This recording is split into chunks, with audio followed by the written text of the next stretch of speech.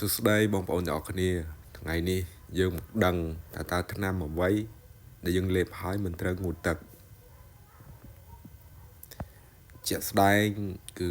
ពេលដែលយើងលេបថ្នាំហើយមិនត្រូវងូតទឹករយៈពេល5ម៉ោង6ម៉ោងឬមួយថ្ងៃវល់ល្ងាចអីចឹងទៅធ្លាប់ឮតែថ្នាំលាបគឺលាបហើយរយៈពេលណាមួយ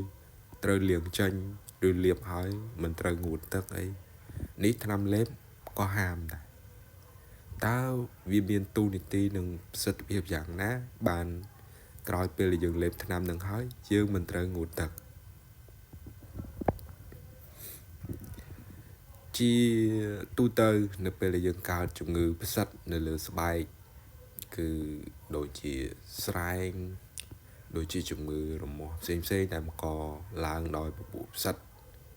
គឺយើងត្រូវប្រើថ្នាំ anti fungal ថ្នាំព្យាបាលផ្សិតហ្នឹងគឺអាចលាបនៅលើស្បែកយើងតែម្ដងឬប្រភេទផ្សេងទៀតគឺលាបហើយបើធ្ងន់ធ្ងរគឺប្រើដល់ប្រភេទចាក់ឯណោះដោយឡែក anti fungal ប្រភេទលេបហ្នឹងក៏មិនខុសពីប្រភេទលាបប្រមាណដែរឥទ្ធិពលរបស់វាគឺនៅលើស្បែកហ្នឹងខ្លាំងបើសិនជាយើងកើតនៅលើស្បែកគឺប្រសិទ្ធភាពវាគឺគោលដៅរបស់វាគឺនៅលើស្បែកហើយជាទូទៅប្រភេទថ្នាំ anti fungal ទោះបីជាយើងលេបក៏ដោយគឺវាជ្រាបឡើងមកលើស្បែកគឺវានៅអោបជាប់ជាមួយទៅនឹងកោសិកាស្បែកផងយើងហ្នឹងនៅខាងលើស្បែកអីហ្នឹងចេញតាមញើសមកហ្នឹងហើយបើសិនជាយើងបែកញើសស្អុះស្អាប់ក្រោយលេបថ្នាំនឹងបានកន្លះម៉ោងទៅ1ម៉ោងទៅ2ម៉ោងទៅ3ម៉ោងចុចអីចឹងទៅកុំយូរពេកចឹងហើយយើងទៅងូតទឹកចឹងថ្នាំដែលវាបញ្ចេញតាមញើសមកលើស្បែកមកកោសិកាស្បែករបស់យើងហ្នឹងដែលវាជាប់ទៅនឹងជំងឺសើស្បែករបស់យើងហ្នឹងវាជ្រះអស់ទៅវិញអញ្ចឹង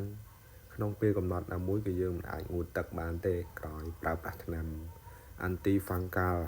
តាមភេទលេបក៏អញ្ចឹងដែរដោយឡែកថ្នាំលេបដូចជា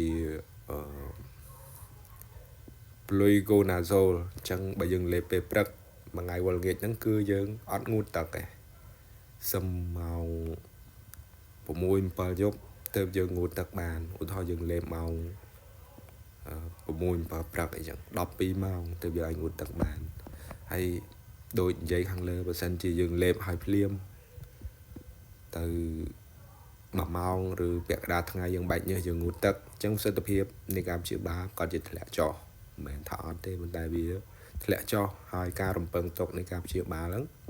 គឺមិនត្រូវតាមការកំណត់ឬអាចយូរជាងអ្វីដែលយើងគិតទុកអញ្ចឹង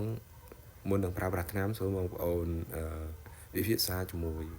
លោកគ្រូពេទ្យអ្នកគ្រូពេទ្យឲ្យបានច្បាស់លាស់ដើម្បីប្រសិទ្ធភាពថ្នាំហ្នឹងកាន់តែកើនឡើងទ្វេដងអរគុណសម្រាប់ការតាមដានវីដេអូ